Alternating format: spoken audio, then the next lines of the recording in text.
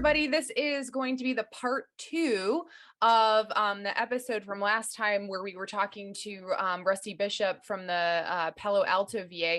He's the residency director, and now we have one of the residents with us today. So Dr. Katie Q recently graduated from High Point University's Doctor of Physical Therapy program. As a student, she was a member of the university's first graduate interdisciplinary diversity, equity, and inclusion club, Joining Hands in Healthcare, and served as its social chair. At the state level, she was part of several project committees of the APTA North Carolina Student SIG, including Student Conclave, Advocacy, and DEI. Her 2-year service on these committees, she helped set up 2 annual student conclaves, 2 annual national advocacy dinners, and several monthly webinars within the student SIG. Man, you were busy as a student. Nationally, Dr. Q was the chair of the APTA Student Assembly DEI Project Committee. At the academy level, she presented 4 posters in the past 2 combined sections meetings in the AOPT. By the way, most people haven't done that in their entire careers. I know I haven't. So she also published Professional and Scientific Societies Impacting Diversity, Equity, and Inclusion in STEM as the first author in Frontier Sociology. That's cool also. During her transition from student to licensed profession, she was invited to join the APTA North Carolina Communications Committee. Currently, Dr. Q works as an orthopedic resident at the Palo Alto Veteran Affairs Hospital with a focus on primary care, ranging from the routine physician visit to the emergency department. Her most recent speaking experience, which was actually this past weekend, and we're talking October 2022, was at the APTA North Carolina's annual conference for talking about the primary care mindset with our buddy, Dr. Lance Mabry. So Katie, I'm really excited to have you on today. We want to hear all about your experience. So if you just want to introduce yourself and kind of tell us a little bit about how you ended up where you are today, go for it. Wow. I didn't realize how extensive that bio was. That was what I submitted for when I was running for the AOPT nominating committee. But anyway, yeah, I'm a new grad. I graduated 6 months ago. Now I'm practicing. I've been practicing in VA Palo Alto in the Monterey Clinic and the Palo Alto Clinic for about 4 months. It's been a wild ride. The VA setting in its own, it's a beast by its own, even just the outpatient setting. So yeah, I think in the past 4 months, I wouldn't say I changed my practice like completely, but I've definitely changed a lot of my practice, especially my evaluation process. Okay, interesting. So I'm very curious to hear, let's back up a little bit. What, as a student, what got you interested in this type of residency, or did you even know that you were getting into a primary care residency? I'm just curious, what from a student level it made you interested in going into the primary care route? So when I first learned about primary care was through Lance, right? And then I realized that wait, we can order imaging at the military settings, and then we can do all these other things. I was like, wow, that's cool. So, and then I'm always the kind of person who want to like practice on top of my license. And I was like, like at the time, I don't know if I have in me, but I was like, I want to go for a military rotation. I want to see how that looked like and if I can do it. So I applied to the Travis Air Force rotation and I got it. I was there for 6 months. My CI was Brianna Freezer. So I was in a mixed setting of both inpatient and outpatient. And that's when you're your own therapist, and then you're basically direct access, right? It's not so much of a like here, like embedded, but it was direct access. So there's a lot of things I learned there in Travis. I was like, I really want to do this. I really want to be able to either pick up a phone, call the radiologist, or walk down the aisle to talk to the orthopedic surgeon, or send a patient to the ED, like upstairs. So like stuff like that. So I felt like that because there's a lot of things in outpatient that we take for granted that tend to get missed. But I think was being a doctor level and being able to do those things kind of proves we're doctors. So that's kind of why I want to do this primary care focused ortho residency. Mhm. Like when I first heard about it from Brianna, I was like, that's literally what I want to do. So I'm gonna go apply to this residency. Mhm. But that's kind of like down the road how I felt about it. But initially it was just more like a curiosity, Mhm. like when I was a first or second year student. Mhm. Yeah, so I'm really curious. So that was one of your clinicals. How would you compare that to some of the other clinicals that you did, specifically in the outpatient setting, if you had those? So before Travis, I had a 6 weeks outpatient corporate um, orthopedic clinicals, and it was completely different experiences. I was double booked or quadruple booked with my CI at the time, and then like it felt like we are busy for no reason, but it really impeded my learning in some ways because I didn't have enough time to think. I didn't have time to rule out other stuff. It was what's given to me, like the referral. Okay, unspecific lower back pain, but not really extensive of a medical history, right? Unspecific lower back pain could be a lot of things Right. today. Yeah, Yeah. yeah. So Could and literally then be anything.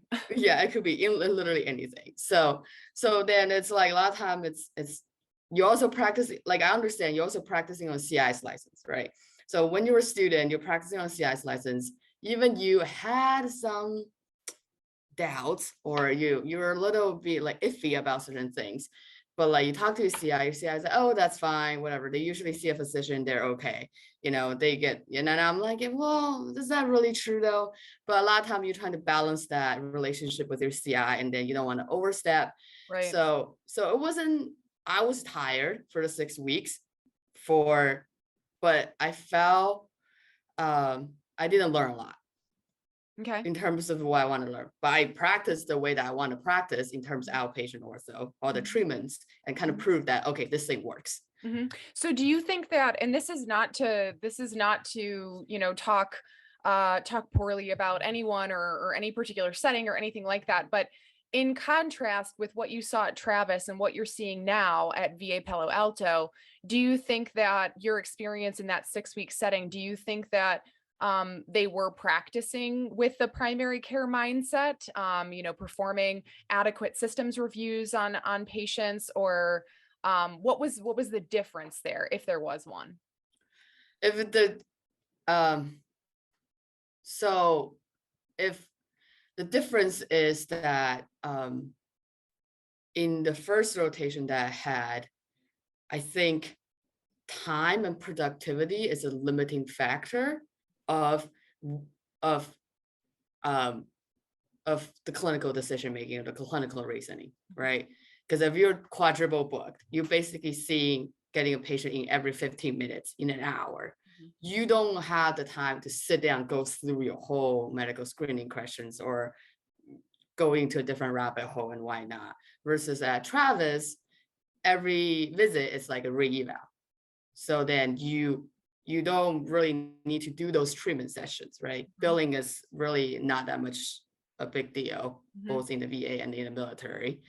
Mhm. But in a private world, billing is a big deal. Mhm. So you will have to do some sort of treatment within whatever 15, 20 minutes you have the patient, right?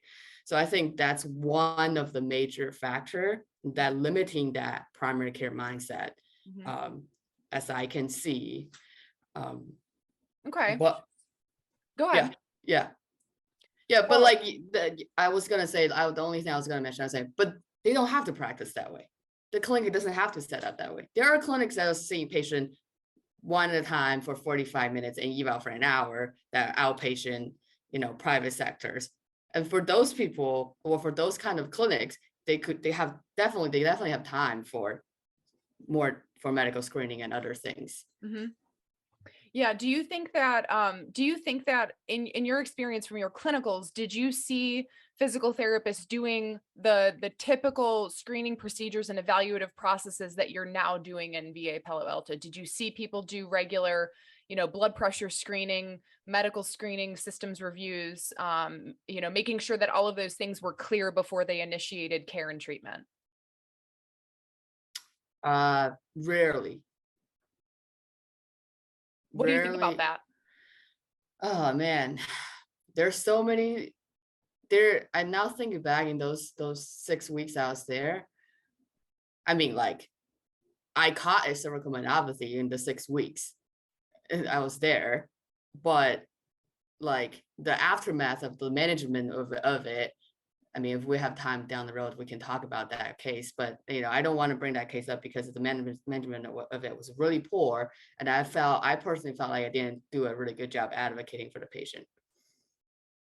You know what? I think you bring up like a really tremendous point, because and this is probably what you were talking about in the conference last week, because part of the primary care mindset, for any professional, whether you're a physician or a nurse practitioner, PA, behavioral health, PT, if you're working in a setting where it doesn't even matter. It doesn't even matter if you're practicing in a co-located primary care setting and you see patients directly by referral. If you identify something, or if you suspect something that hasn't been suspected before, part of your job and your duty and part of your license is to ensure that the management of whatever you suspected is followed through upon. And I don't think that that is happening on a consistent enough basis from my experience, and that is part of being a primary care physical therapist. So you bring up a really interesting point. So now that I know kind of the difference between that clinical rotation, your clinical rotation at Travis versus what you're doing now, I'm curious how your first experience in the physical therapy world has evolved now that you're working in primary care, and we'll get to the actual setting that you're in a second. Yeah, it's definitely evolved. I really don't do a lot of treatments, if that makes sense. So before, I will always think, oh, okay, what's the best exercise for this patient? What's the best manual therapy technique? How can I change his pain experiences, like intercession, right? What's my reassessment sign as a student, like how do I not miss anything? Is this the correct diagnosis, Mhm. right? That's kind of how I was trying to develop when I was a student. And then when I got to Travis, I got really good at those things. I got really good at, like, okay, identify the pain generating source, getting a correct diagnosis, finding the good plan of care, writing out a plan of care for the techs to do it, and like the correct exercise progression or regression. And then when do I put manual therapy thing there? Who should I dry needle? Stuff like that. That's kind of what Travis got me. And like, is this patient needs imaging? Are they a surgical candidate? In the military setting, it's a little different. Things a little bit more at stake. So like surgery or other discipline involvement, like corticosteroid injection, all those other things are happen more frequently with my patient population because we have to return them to their duty Mhm. faster. Mhm. But now at the VA, if I do for all my evals, doesn't matter if it's a 15-minute in primary care or 60 minutes in outpatient, I always address 4 questions, and those 4 questions aren't really my original. I could not remember the guy's name. It's basically, why do I have pain? How long does this pain last? And what can I do for myself? And what can you do for me? And their expectations of when things to change. And so once I address these 4 questions and then set up expectation and telling them that, okay, what if like what all are we doing in the next 2-3 months, it's not going to work, then these are the plans. So they have a bigger picture of like what's going to happen. Mhm. So it's more holistic this way. And then my evals are like, the objective portions usually take 20 minutes max. but I spend a lot of time just talking to the patient and kind of to help them understand what helped me to understand what worries them the most about their pain experiences, Mhm. and I kind of address that way. And then spend 30 minutes about talking. Mhm. And then the last 10 minutes will be, okay, this is what we're gonna do today. Mhm. Um, that's kind of like my 6 minutes of outpatient. And then we can talk about primary care later when we get to there. Yeah. So now I'm curious because that's actually one of the things I reiterate in my primary care courses. I reiterate the importance of getting the patient interview down because I think if you enhance diagnostic accuracy right off the bat, which diagnostic accuracy I always talk about this too. Diagnosis is an evolving process. Sometimes a diagnosis will not declare itself just by the nature of what it is in the first visit. In fact, I think that's most neuromusculoskeletal diagnoses.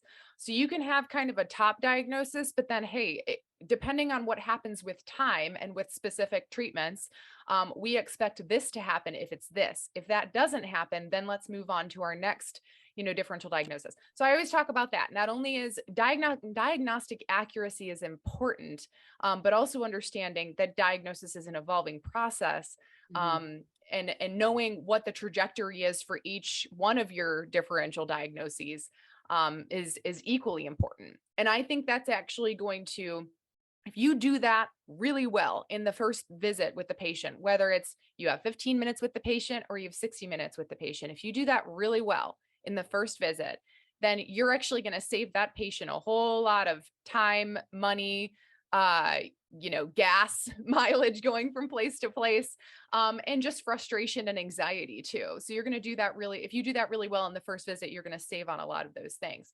So now I'm curious about how you're able to, well, I guess I'll back up in a minute. So now you're at VA Palo Alto. You're in technically what is an orthopedic residency, but it has a primary care focus. So Mhm. tell me a little bit about what your day to day is like. Give me like what a week for you looks like as far as your schedule, where you're located, and the types of patients you see. Okay. Well, Mondays I'm in Palo Alto, so I work in the same day clinic in Palo Alto. So that's where the primary care aspect come in. Basically, the same day clinic in this VA settings are the patient can call to the call center, be like, I have back pain for 4 days. I need to see someone. And then their primary care is usually booked out. So then they come to the same day clinic. They get the nurse triage them to see the same day doc. So, and then we are there, and then usually the doctors will see them first, and then they grab us, and then we'll go see them either together or they just give the patient to me. And then it's this interdisciplinary collaboration almost, that they do their thing and I do my thing, and then I come out and be like, and then I come out give them like what I think it is, right? And then sometimes I see them first, and then doctors see them second. And then when I see them first, I tend to do a little bit of medical screening to make sure a non-specific lower back pain is not coming from the kidney, not coming from the prostate, not coming from like other organs or Mhm. other inflammatory process, right? Mhm. So I do a little bit of that, and then I do my PT things really quick. Like I usually pick 3 things to look at, and depending on what joint it is, and then I be like, okay, so there's something I can do today, whether it's a dry needle or whether it's something quick, contract, relax, or you need to come follow up with me in a week. And then I go out, update the doctor, and then vice versa, right? The doctor update me, and then go and do a thing, and I will set up a quick follow up for PT clinic. Mhm. Tuesday is usually my mentoring days. So all my evals and out and follow-ups, there's a mentor sitting in with me. And Tuesday afternoon we'll do class. Right now we're doing peripheral joints. So yesterday we did lower leg, ankle, and foot, and then we talked through all the medical related things that could happen in lower leg, ankle, and foot, like cellulitis, gout, pseudo gout, all this other stuff. And then we did MSK ultrasound of like the what you would use MS like a Achilles tendon tear or like stuff like that. And then we talk about the different cases, and then what's the initial management look like, and then how does plan of care look like, and then what's your initial treatment. So kind of like that's our Tuesday class now. And Wednesday today, I'm in primary care in Monterey. Mhm. And then in Monterey here, we're actually sitting in the neighborhood. So we also cover primary care doctor as well as same day doctors. Mhm. And then it's the kind of the same process of if they have a MSK related patient, they'll grab me or I chart review them and I'll be like, I want to sit into this patient. And then they're really friendly and we have a really good relationship and they will like, just let me sit in. And then I kind of pick their brain. Sometimes we share the same patients together and then I'll be like, like I'll be pick their brain, be like, oh, why did you order that? And versus this, what's your thought process of like doing that? So the difference being embedded is a little bit, it's nice because you get to know what doctors are thinking and how they're practicing Yeah. versus your PT brings. And they'd be like, that would never pop out on my differentials, but now I know that. But so then and then Thursday is the same thing. I'm in outpatient all day, and Friday I'm in primary care half day. Okay. Yeah. Okay. So in your experience so far, well, first of all, let's take a quick step back. In the same day clinic or in primary care, how much time do you spend with a patient? It's between 15 to 35 minutes, depending on what it is. Mhm. However, there are times I sit there for 60 minutes, listen to the patient's whole pain history, Mhm. and you just kind of get stuck there sometimes. And then Okay. that's usually that situation usually happens if the patient is being really chronic and Mhm. then their fear avoidance belief is really high or Mhm. behaviors they Mhm. have fear avoidance behaviors. So Mhm. then it's more of like you want to build that initial rapport so you can't really like be in an in and out situation, but Mhm. that's rarely. Yeah, mostly Okay. 15 minutes, 35 minutes. Okay. And what percentage of patients that you see in primary care or same day clinic would you say actually need to come back for formal physical therapy versus those that you're able to say, hey, this is not an MSK issue, and or maybe it's a self treat for a little while, and if it persists, then come back. What percentage of patients would you say that you keep in PT? I say 6 out of 10 patients I will probably keep. Hmm. And then there are ones that are a one and done type of thing. Okay. But there are situations that some of my colleagues would be like, that could be a one and done, but I'll be like, I would just want to keep an eye on it. So I like have their longer follow-up time. Yeah, true. And also, you're coming at this, you're approaching this from an angle of a new grad. So I actually understand, I understand that. And I understand because when I asked the Bellin folks what percentage of patients that they see in primary care that end up being sort of a one-time consult, um, they were saying about 60% of those were one-time consults, and you saying that 60% is a keep. That's actually pretty good, especially with where you're at on on your career path. I would say that's really good. So so 40% of all the patients that you see in primary care, you're able to address their problem at a primary care level such that it's not overwhelming. Because let's say if you weren't in primary care, let's say that 40% of patients was also being referred to physical therapy. That then becomes an access to care and a volume problem for the PT clinic. So what do you think would happen if you weren't in primary care from that angle? Do you think there would be a huge access to care issue or no? Yeah, so there's always an access issue in the Yeah, I know. VA. So that's the thing. It's like we're already booked 2 months out within our outpatient consults right now. Yeah.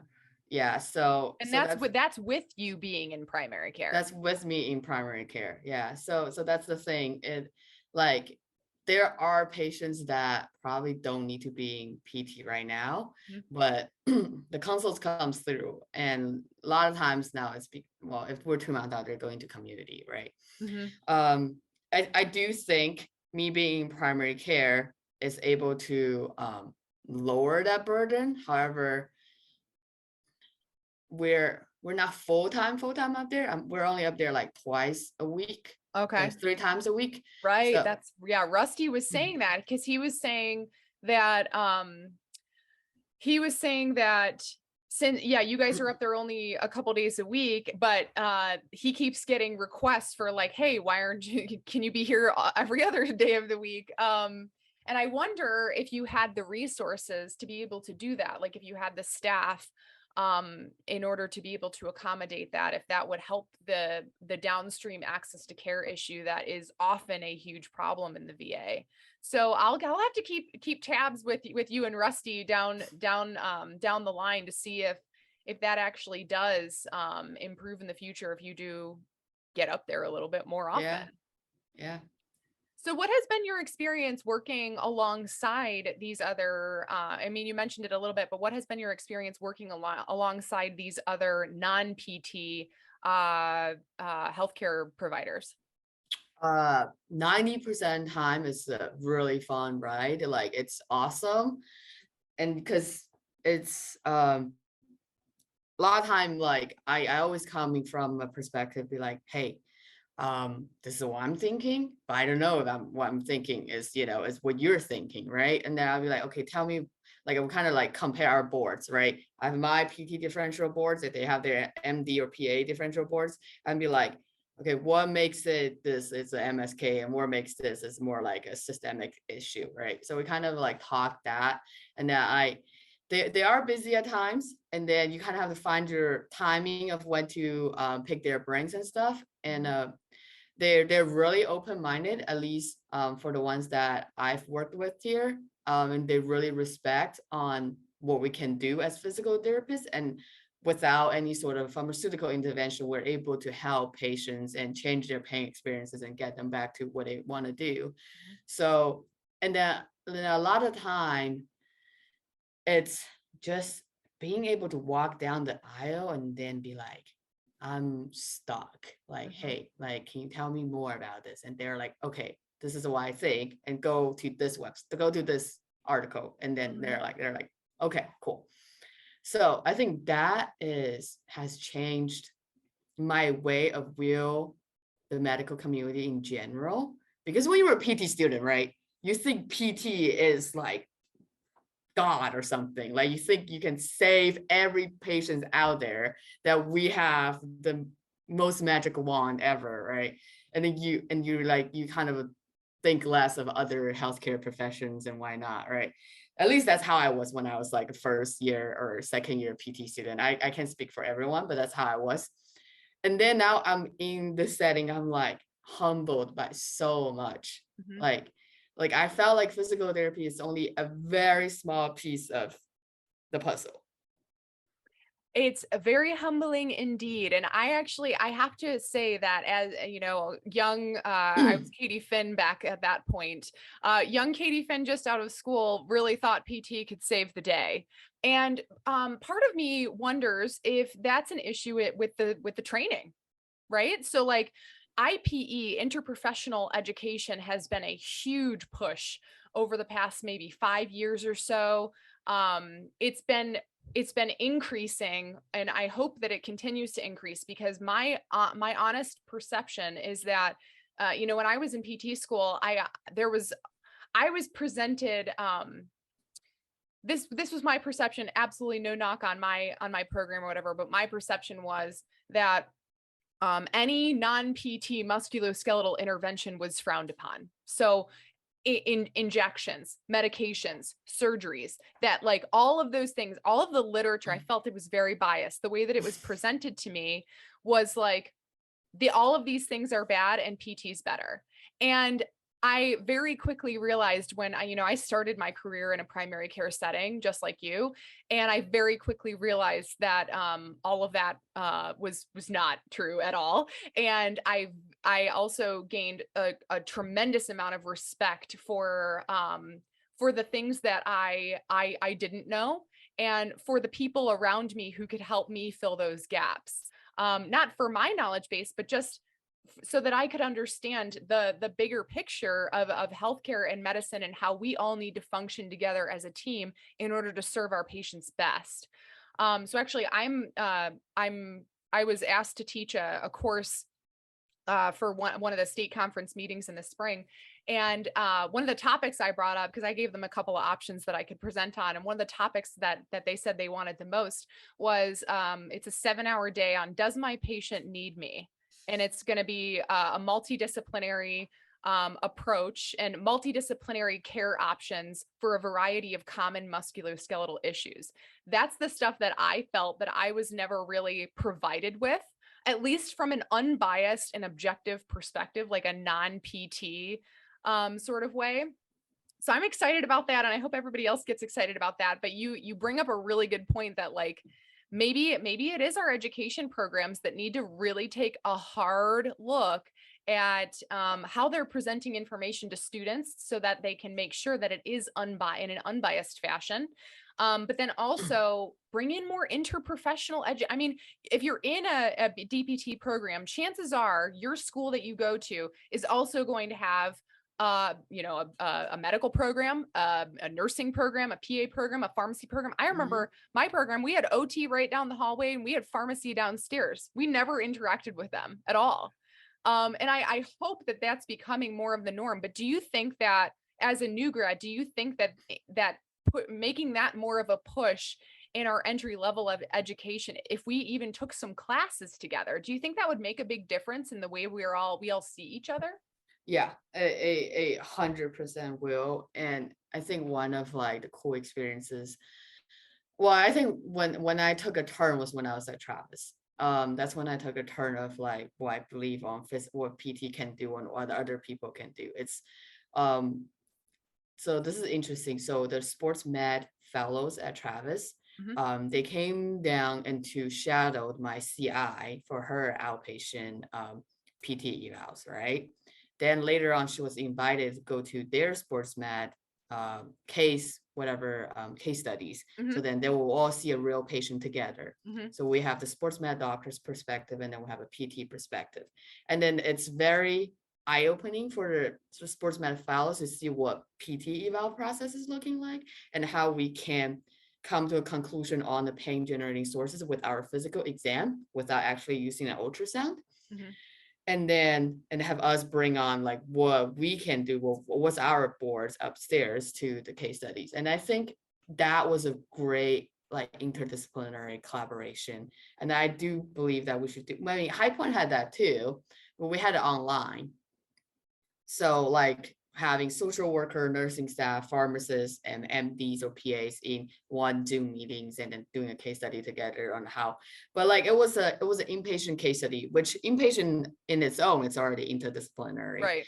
However, I felt like this could be pushed a little more in the outpatient settings, which, you know, it will help all of us understand like each other a little better. Totally. Because how much of healthcare is taking place in the outpatient settings?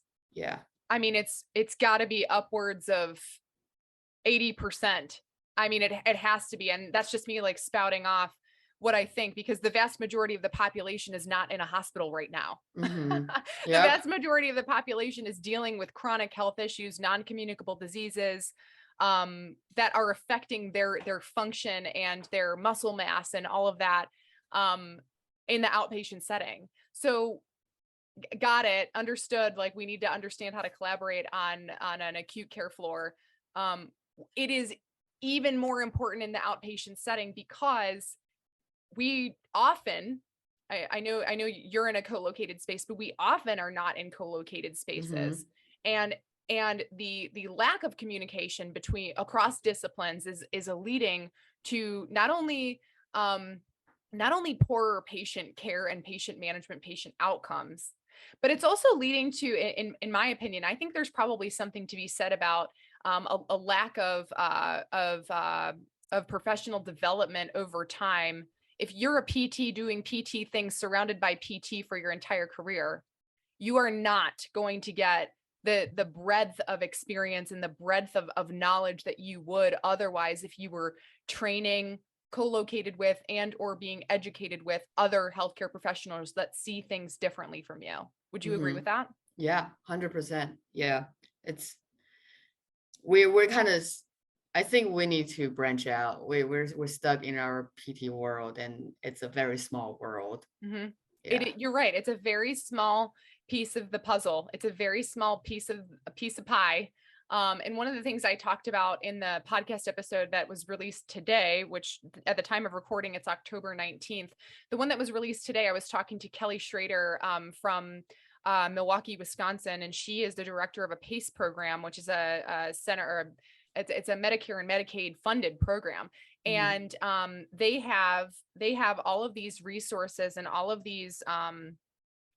um, all of these medical services for a specific component of the population. And I just think um, having that in more of an outpatient type setting where you cover a breadth of different disciplines, like PT is just one member of that, team of like 10 different people Mhm. serving one patient. And one of the things that she pointed out was nobody's going to give pardon my language, nobody's going to give a shit about your exercise program if they don't have access to food, transportation, money. So you need to really see things from a big picture, not only from, the social determinants of health angle, but from the rest of the medical world angle. So I Yeah. think that it sounds like that's something that you've been able to like appreciate being in this primary care residency. Oh yeah. Cool. It's definitely like what you just mentioned. Um, that's like a lot of our VA population too. A lot of them are homeless. A lot of Right. them are struggling to make ends meet, right? Like they come in with like drove across country and having neck pain, right? Like they're not gonna do their exercise. If they have the time to do their exercise, they're gonna go find a job and then make money, you know? That's the thing. So what we can do as PT is more of like connecting them to the right people, right? And then Yes. versus like giving them a chin tuck, right? Exactly. He would not do the chin tucks. So it's kind of like you can't force yourself on patients. It's A almost like hundred that. percent. Yes. And you have to be able to get into their brains and see the world from their perspective, which is a really challenging thing to do. Because you think you might be able to help them with their neck pain, but maybe what's going to help them with their neck pain the most is connecting them with social resources to help them find a job or to help them find a home, make sure that they have uh accessible, or they have consistent access to things like food and water, food, water, shelter, and then also addressing like, hey, I understand that your neck hurts. I really think that if we get you sleeping better, your neck pain might do better with that. So let's get you Hmm. connected with all of these things. And if you have time, maybe shrug your shoulders a few times, maybe like pull your maybe doing some chin tucks here and there. But just focusing on that isolated, like what we would call a PT problem, is not often, especially when you're in a primary care or an ED environment, is not often what the patient exclusively needs. So Hmm. great point on that. So before we were on this call, or before we started recording, I was actually looking in the AbTree website to see if there was a listing of primary care focused residencies or fellowships. So, and I couldn't find it. I did sort of a control find on the residency and the fellowship tab. There's nothing that shouts primary care right from the top. So, what would you say to students or practicing professionals who are interested in residencies or fellowships that have a primary care focus? What would you say to them to be able to try to find something like that? Oh man. Well, the only one I can recall off my head is the Kaiser Permanente Manual Therapy Fellowship. It's in Mhm. Vallejo, California, and then it's a primary care focus. However, that's the only one I've ever heard. There are probably other ones out there that's just needs a little bit more promoting and advertisement. And then the second one is the one I'm in right now. Mhm. We're the first resident. So we're probably not even on the RFPT cast yet. So it's really hard. It's a niche almost, right now, and we're at the starting of this wave. So I think to find it, maybe connect with I felt like if anyone would know the APTA Federal Primary Care SIG, Huh. aren't you the education Yes, chair? which is this is why it's funny. So I will say I'm new. I am new as the education chair as of September, so last month, Okay. 2022. But I don't know. And that's something that we probably should have a resource. We should have a resource for that. We actually have Mhm. um we have a number of really awesome things happening on the board. And I Yeah. really think you're gonna see the primary care special interest group blow up. And I kind of hope that this podcast is a vessel and a catalyst to make that happen. But great point. Like, we need to identify. So as the primary care SIG is working on its description of specialty practice for primary care, and, outlining and trying to do this petition for the board certification, we need to be able to identify, and probably I have it somewhere. Probably I could find it. I just don't know of it right this moment. And that's why I laughed, because I was like, oh, this is probably something I should know as like somebody who's representing the board of the primary care SIG. So I'm a little embarrassed, but I will find that and I will make sure that it is readily accessible. We'll come up with a list. We'll have a resource. So anybody who's listening who is interested in a primary care focused residency or fellowship, stay tuned and or connect with me. And I will make sure that that gets out there into the world. Katie, thank you so much for your time today. This has been really, really interesting and really enlightening to hear. I'm having a little deja vu or a little nostalgia, because I started my career in the same way that you did and had very similar experiences in the evolution of my thought process. And don't let this happen to you though. What happened to me was ultimately when I did the military musculoskeletal residency. And when I was in the middle of that residency and kind of preparing for my OCS, I was also going through a very difficult time in my life. My firstborn son was like really hard to deal with, and I won't go into the details. And then I got pregnant with my second and like was in the residency and taking the exam all at the same time. It was crazy. So don't let this happen to you where you identify that like there's a lot that you actually don't know anything, because I think that's what I started to find out was like a year or two into practice. I was like, oh my gosh, like we or the literature is so biased and we actually don't know anything that we're doing. And I'm so burnt out and I want to quit and open a food truck. So don't let that happen to you, because that is something that happened to me, and it was not a good situation for a little while. So if you feel that coming on, I'm here for you. I'm sure there's lots of other people that are here for you to talk you through that. But if anybody wants to reach out to you, I mean, you've been involved in so many other things. Like you're clearly a big advocate for DEI.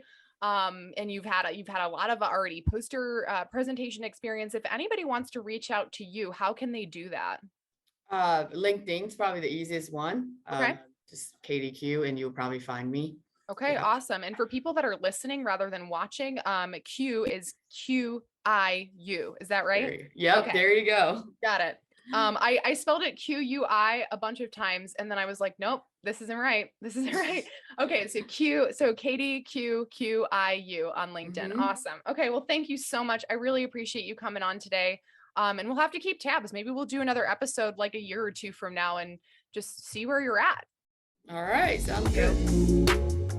Thanks for listening to the Redefine Health Ed podcast. Support our mission of getting more rehab professionals integrated into primary care by visiting redefinehealthed.com, subscribing to our email list, following us on social media at Redefine Health Ed, and taking one of our courses.